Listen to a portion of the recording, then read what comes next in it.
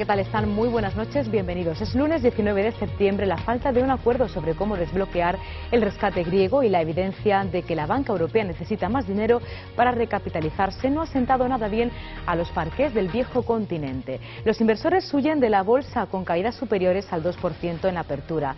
El agujero del sector bancario europeo se estima en 200.000 millones de euros, según las cuentas del Fondo Monetario Internacional.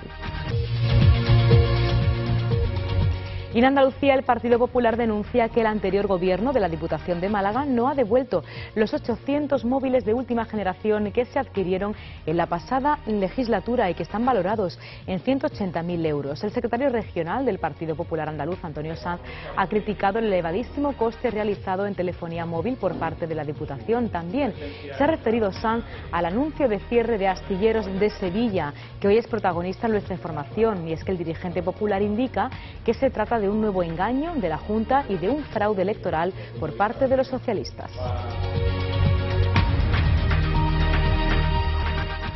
Y les tenemos que hablar de un trágico fin de semana. Nos referimos a la violencia de género.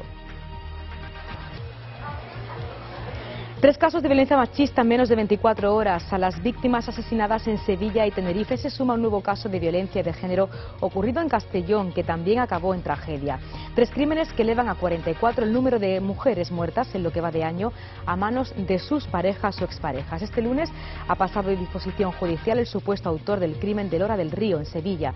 La mujer fue presuntamente agredida por arma blanca, provocándole la muerte cerca de la estación de tren de esta localidad sevillana. Y no solamente hablamos de violencia de género este fin de semana, también les tenemos que hacer referencia al tráfico. 6 personas han muerto en nuestras carreteras. Ayer domingo fue la jornada de mayor siniestralidad, con 3 accidentes en los que fallecieron 4 personas. En el acumulado anual se llevan contabilizados 1.078 fallecidos, 141 menos que hasta la misma fecha del año pasado. De los más graves, 2 accidentes ocurridos en las últimas horas en la provincia de Sevilla, donde 3 personas han perdido la vida. Y cambiamos de asunto, ponemos la vista en Cibeles, en Madrid. El glamour y la elegancia son las bases de la colección de baño que la barcelonesa Montse Bassons ha presentado hoy en Cibeles Fashion Week y con la que ha querido llevar el vestido de noche hasta el swimwear.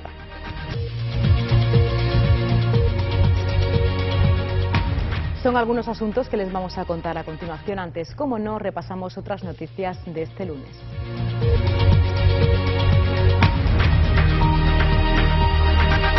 Ante la grave situación que atraviesa los productores de aceituna de mesa por el desplome de los precios en origen, COA comienza un calendario de movilizaciones.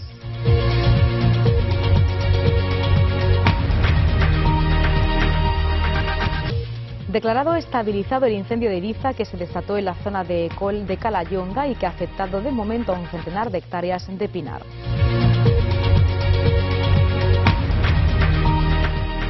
El Festival de Alcances cierra tradición con éxito de crítica y público. El actor homenajeado, el documentalista Isaki Lacuesta.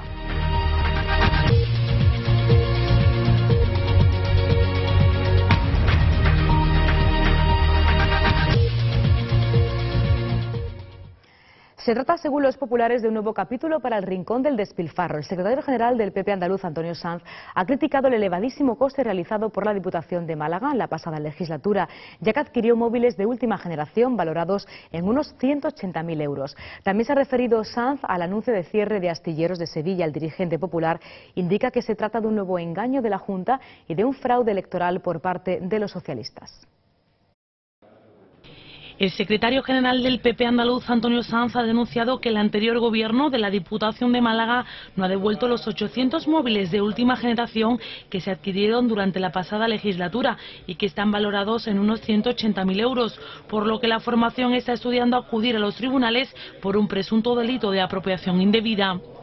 Sanz ha criticado el elevadísimo coste realizado en telefonía móvil por parte de la Diputación, al tiempo que ha recordado la obligación que tienen los anteriores cargos de devolver los teléfonos o de pagar, si así lo prefieren, el precio de estos terminales para poder adquirirlos en propiedad. Que lamentablemente el despilfarro y los escándalos, además del paro, son el resumen principal de la herencia recibida por los gobiernos socialistas. Despilfarro, paro y corrupción. Escándalo especialmente vinculado al descontrol en la gestión del dinero público y que lamentablemente demuestra una forma de gobernar los socialistas que creían que esto era para toda la vida. El Popular ha indicado que estos hechos suponen un nuevo capítulo para el Rincón del Despilfarro, una sección que su formación puso en marcha la semana pasada en la web del partido, www.ppandaluz.es, para denunciar todos aquellos casos de derroche protagonizados por los socialistas. En otro orden de cosas, el Popular se ha referido al anuncio del cierre de astilleros en Sevilla. En ese sentido, ha apuntado a que se trata de un nuevo engaño de la Junta y de un fraude electoral por parte de los socialistas. El Partido Socialista ha usado a los trabajadores como agentes electorales del PSOE. Los ha usado en su momento contra el gobierno del PP. Entonces, ya se lo dijo alguien en el Parlamento a caballo, cómo le pagaban los autobuses contra el gobierno Aznar. Recuerden ustedes. Lo ha usado en otras campañas electorales y, sobre todo, le ha hecho promesas falsas. Y, por tanto, hoy el Partido Popular le pide responsabilidades a la Junta de Andalucía por lo que ha sido un gran fraude económico, pero también un fraude político en relación con los astilleros. Por último, Sanz ha afirmado que la Junta demuestra con esta actuación que es una administración sin escrúpulos y que no le ha importado jugar con el futuro de los trabajadores. Y el candidato del PSOE a la presidencia del Gobierno, Alfredo Pérez Rubalcaba, ha propuesto la creación de una oficina contra el fraude para coordinar la inspección fiscal, la que realiza el Ministerio de Trabajo y la que llevan a cabo las fuerzas y cuerpos de seguridad del Estado. Rubalcaba lo ha avanzado así su intención de crear esa oficina en el desayuno de trabajo organizado por El Periódico, en el que ha participado en Barcelona y en el que en una conferencia con el título Cataluña, España, Europa, proyecto compartido, ha analizado las necesidades de la economía de nuestro país.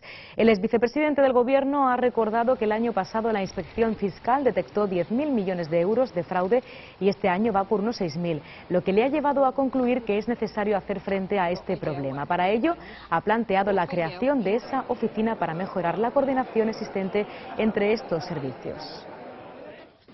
Y yo lo que quiero hacer es crear una oficina para combatir el fraude. Y dirán ustedes, ¿por qué una oficina? Sí, se lo voy a explicar. Porque el fraude fiscal y el fraude, en general el fraude, hay que combatirlo desde distintas perspectivas. Y en este momento, pues aunque hay coordinación, no hay toda la coordinación que debiera haber. ¿Entre quién? Entre la inspección fiscal, entre la inspección del Ministerio de Trabajo y Seguridad Social y entre los cuerpos de seguridad en su conjunto. En resumen, por explicarlo, una oficina que permita conectar las bases de datos de Hacienda, de la Seguridad Social y de la Policía y los cuerpos autonómicos. Y eso sí que va a funcionar. Eso sí que es declarar la guerra al fraude. Y el líder del Partido Popular, Mariano Rajoy, ha asegurado hoy que decir como Rubalcaba que se crearían 300.000 empleos con el impuesto sobre patrimonio es simplemente falso porque lo gestionan las comunidades y ha pedido a los candidatos que no hagan demagogia ni mientan. En declaraciones a la cadena SER, Rajoy no ha concretado si en el caso de ganar las elecciones eliminará el impuesto reeditado el pasado viernes por el Gobierno. Tras recalcar que los españoles merecen un respeto, Rajoy ha dicho que él no va a hacer demagogia. Antes hablábamos de engañar, conviene no engañar a la gente, ¿no? Es decir, a la gente hay que decirle la verdad, aunque sea dura, o si no, mejor no decir nada, ¿no? Primero dijo que con esto iba a crear 300.000 puestos de trabajo. Luego dijo que lo iba a dedicar a la educación. Pero mire, todo eso es mentira, porque todo lo que se recaude por el impuesto de patrimonio va a las comunidades autónomas. Y entonces, si unas comunidades autónomas lo dedicarán a lo mejor a la sanidad, otras a hacer carreteras, otras a la educación, otras a la actividad productiva, pero el señor Pérez Rubalcaba, en el supuesto de que fuera presidente del Gobierno, no tiene ninguna capacidad de decisión. Ese es un impuesto autonómico, es como el impuesto de transmisiones patrimoniales. Esto es como si una comunidad autónoma dice, voy a dedicar lo que se recaude por el impuesto de sociedades, que es del Estado, a esto y a esto y a esto. A ese presidente autonómico habría que decirle, no engañe usted a la gente. Por tanto, vamos a ser serios. Oiga, esto de que se crean 300.000 puestos de trabajo por poner el impuesto de patrimonio que las autonomías manejen como tal es simplemente falso. Y yo creo que los españoles y los no españoles, todo el mundo merece un respeto. Y por tanto, yo que no voy a hacer demagogia de ninguna de las maneras en la campaña, pido a los demás que tampoco hagan demagogia y que no mientan. Ese dinero es de las autonomías. Por cierto, que el líder del Partido Popular ha alcanzado los 300.000 seguidores en 4 días de presencia en Twitter y ha superado en número de seguidores a Rubalcaba. En concreto, este domingo Rajoy acumulaba 30.795 seguidores en su cuenta oficial de Twitter, que se puso en marcha el pasado jueves. Desde su estreno en Twitter, en la cuenta de Rajoy se han publicado 28 tweets. Parte de los tweets del líder del PP los hará su equipo y otros él mismo. Se trata de un sistema similar al que ya emplea Alfredo Pérez Rubalcaba, que compatibiliza los mensajes lanzados por sus colaboradores con los que escribe el exministro del Interior.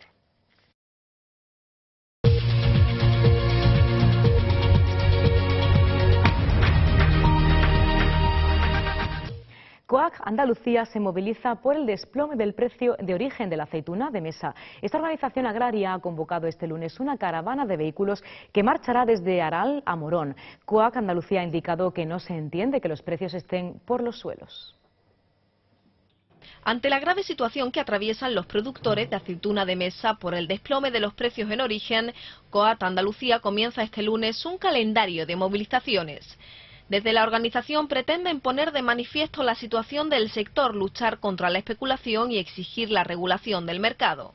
El secretario de organización de COAG Andalucía, Eduardo López, ha explicado que el sector tiene un problema de rentabilidad provocado por el enorme diferencial entre origen y destino, ya que la aceituna de mesa incrementa su precio hasta un 500% desde el campo a la mesa. Los consumidores pagan un precio alto mientras los agricultores no cubren los costes. Cuando se habla de que el sector tiene un problema estructural en la fase de producción, sencillamente estamos hablando que es una cortina de humo. Para nosotros es el problema fundamental, es el problema clave. Y los agricultores y sobre todo el sector de aceituna de mesa necesitamos tener instrumentos políticos y legales para poder negociar con la industria y con la gran distribución unos precios. De otro lado, desde COAG critican el Ejecutivo de Zapatero en su forma de llevar a cabo la política agraria. Según López, esta última legislatura ha sido una legislatura perdida. La última legislatura ha sido una legislatura que en política agraria ha sido perdida. Primero, un presidente del Gobierno que no se ha preocupado lo más mínimo por el sector agroalimentario y por la agricultura. De hecho, nos quitaron el Ministerio de Agricultura. Y que es un negocio, entre comillas, un negocio interesante para que mucha gente pueda vivir. Genera millones y millones de empleos el sector agroalimentario en España. Y en la última legislatura ha sido ya darle la puntilla, pues además con una ministra, la anterior, que se ha chupado casi toda la legislatura, que no ha tomado decisiones. Desde la organización tenían esperanzas en la ley de cadena agroalimentaria, en cuyo articulado aparecían referencias a los márgenes comerciales. Tal y como ha explicado López, se trata de una iniciativa similar a la que ya existe en Francia desde hace un año. Sin embargo, debido al adelanto electoral, esta ley ya no podrá seguir su tramitación parlamentaria. Y 3 activistas de la Asociación en Defensa de los Derechos Animales Igualdad Animal se han enjaulado hoy en pleno centro de Sevilla para reivindicar el cierre total de los zoológicos, porque aseguran que en ellos se maltrata a los animales. Entre las alteraciones que este colectivo denuncia se encuentran las jaulas pequeñas que carecen de estímulos, donde además hay poca vegetación e intimidad, animales atados, acumulación de escombros o mala atención veterinaria. Desde la entidad cuestionan la labor educativa de conservación e investigación de los zoológicos, porque a su juicio en ellos solo se puede aprender la esclavitud y la represión.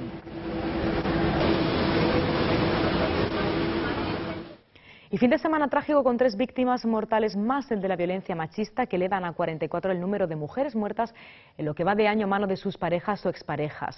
Un hombre de 40 años permanece detenido en las dependencias de la Guardia Civil de Lora del Río, en Sevilla, después de haber reconocido que había matado a su expareja en esta localidad, según información del Instituto Armado.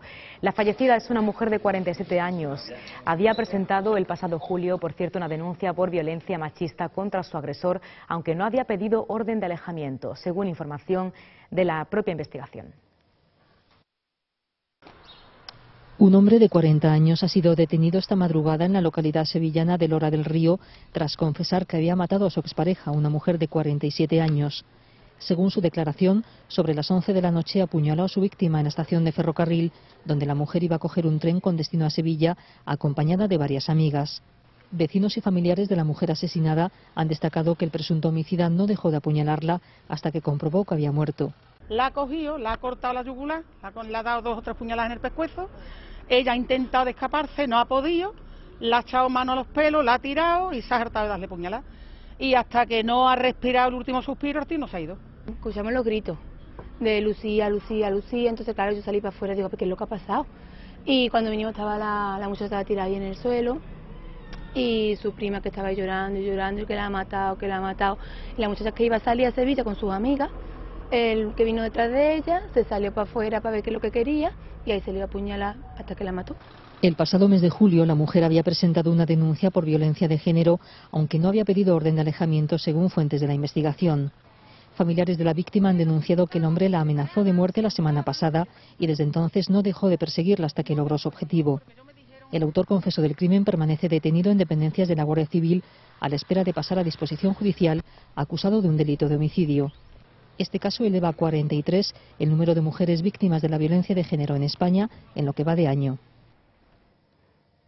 Y 2 personas cuya identidad aún no ha podido ser facilitada han perdido la vida este lunes como consecuencia del accidente de helicóptero en el que se han visto involucradas en una zona del monte en un paraje conocido como la Fuente de la Gitana entre las localidades granadinas de Tocón y Quentar, La Peza. Los fallecidos se trasladaban en este helicóptero de una empresa privada de Palma del Río, Córdoba, aunque aún están investigando hacia dónde se dirigían y desde dónde habían partido. Y otro accidente de helicóptero este fin de semana, lo ocurrido ayer en la localidad del puerto de Santa María, en Cádiz. Resultaron heridas 3 varones tras caer el helicóptero en el que viajaban en la céntrica calle de San Juan, cerca de la Plaza de España, de dicho municipio gaditano, cuando intentaban realizar un aterrizaje forzoso.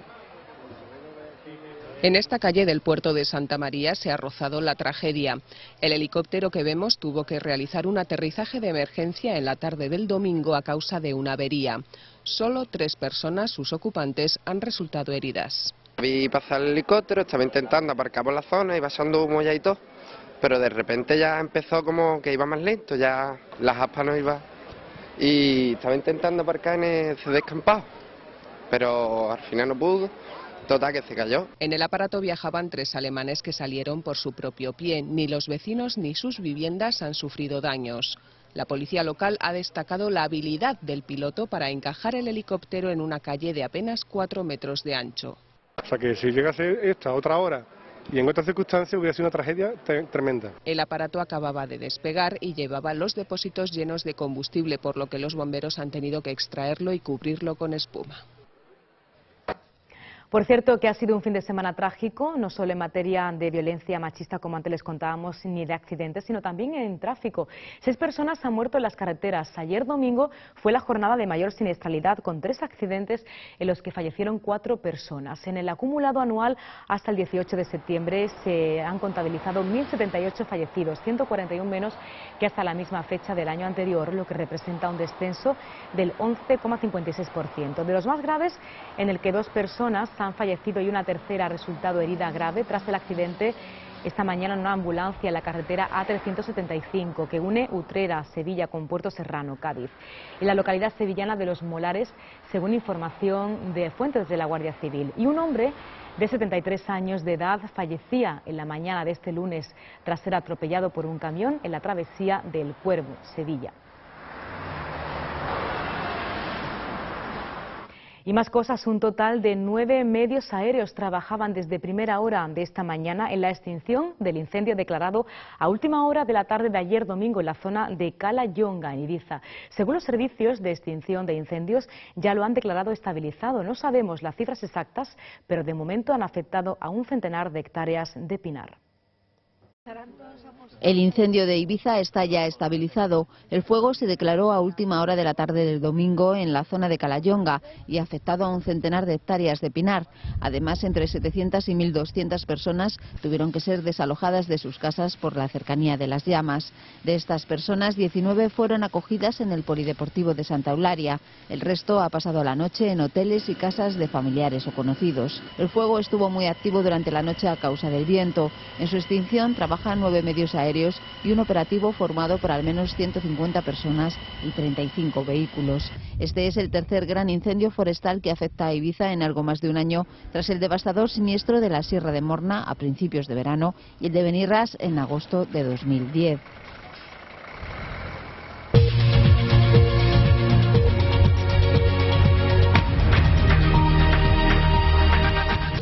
Nos centramos ahora en el plano económico. La falta de un acuerdo sobre cómo desbloquear el rescate griego y la evidencia de que la banca europea necesita más dinero para recapitalizarse no ha sentado nada bien a los parqués del viejo continente.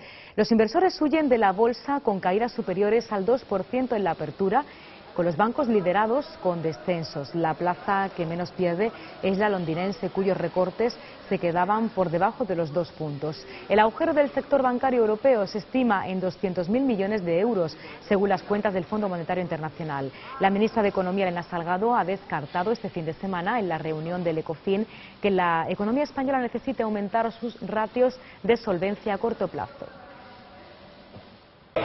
No vamos a pagar, gritaban los manifestantes griegos frente al Parlamento en Atenas, pidiendo a los políticos que se vayan. Tras una reunión de urgencia del Consejo de Ministros, el Gobierno ha prometido acelerar las reformas para seguir cobrando los fondos de rescate. El ministro de Finanzas, Evangelos Venizelos, lo explicará a la Unión Europea y al Fondo Monetario Internacional, que se reúnen hoy en teleconferencia con Atenas. Si queremos que nuestro país deje de ser chantajeado y humillado, porque ningún ciudadano debería soportar la humillación de su país, tenemos que tomar 3 grandes decisiones estratégicas como parte de nuestra estrategia nacional. Primero, tenemos que cumplir los objetivos fiscales de 2011 y 2012. Ha dicho que Grecia cumple con su palabra y que los socios deben cumplir con la suya. La situación económica empeora y cumplir los objetivos es cada vez más difícil. Grecia se juega los 8.000 millones de euros del siguiente tramo de ayuda.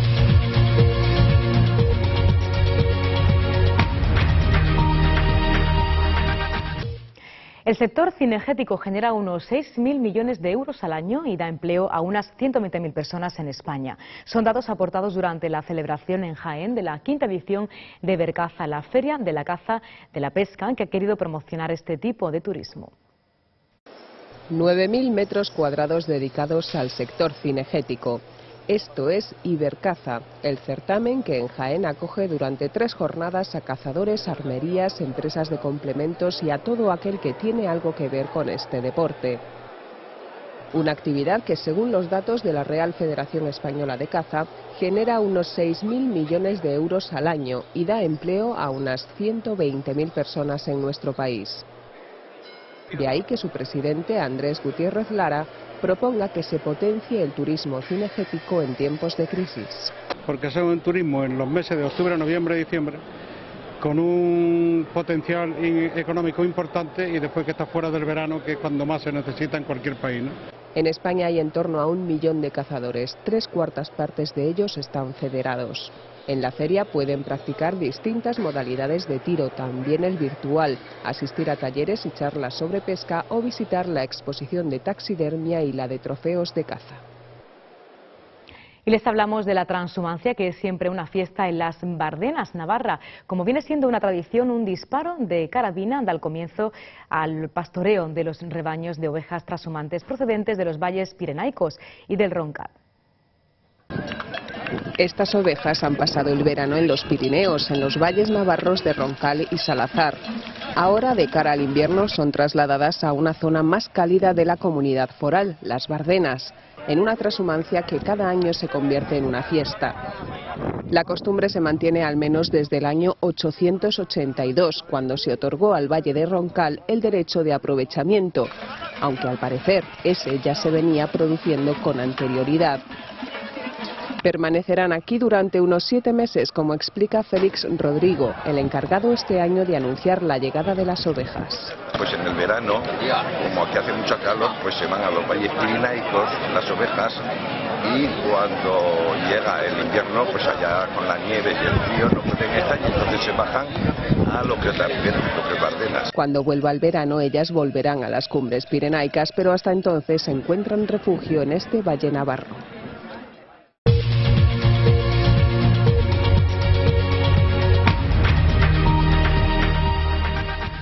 Vamos a conocer ahora la previsión del tiempo.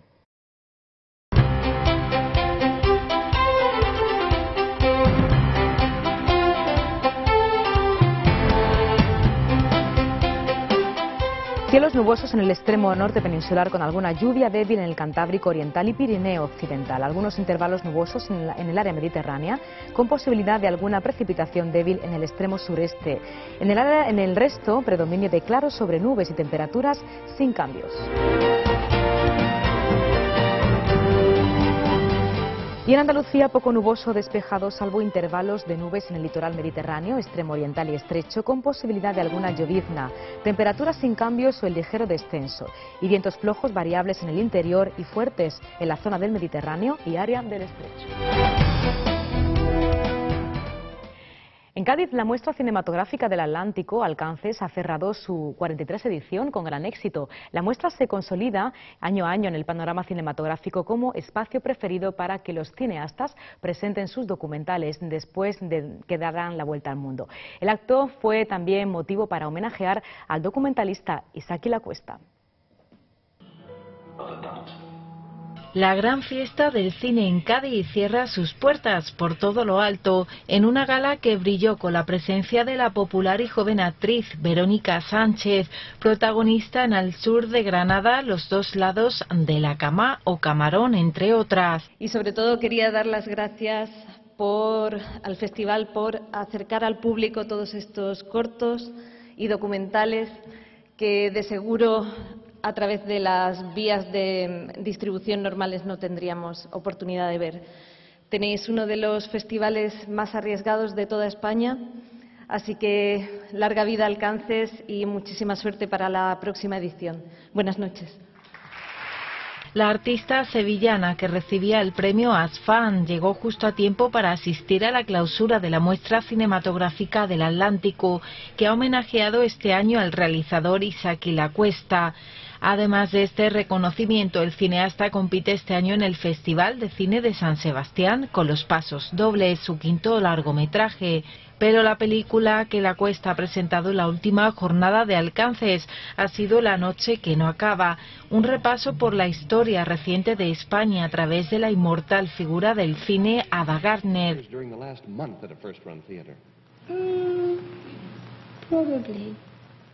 Como sabéis, adoro a Cádiz, adoro a la gente del festival. Os tengo que decir, sin embargo, que esta vez os habéis precipitado. O sea, un premio homenaje es un poco temprano todavía. Pensaba que quizás era una forma de decirme que no vuelva, que ya está bien, que esto es un punto final. No os voy a hacer caso, voy a seguir viniendo. Tras la entrega de las caracolas Alcances y del resto de galardones del Festival Gaditano, se proyectó el largo de Isaki Lacuesta como parte del tributo que le ha querido rendir este año el certamen. Un fin de fiesta que cierra 10 días en la ciudad entregados al séptimo arte. Ava comenzó a cambiar. Su único problema es que estaba condenada a transformarse delante de las cámaras y a vivir frente al público. Y el glamour y la elegancia son las bases de la colección de baño que la barcelonesa Montse Bassons ha presentado hoy en Cibeles Fashion Week y con la que ha querido llevar el vestido de noche hasta el swimming wear. Colores fucsia, azul, klein, amarillo o verde sobre tejidos con transparencias en liso, rayas o flores que entremezclan la lentejuela y por supuesto el dorado, dando toques de glamour al verano.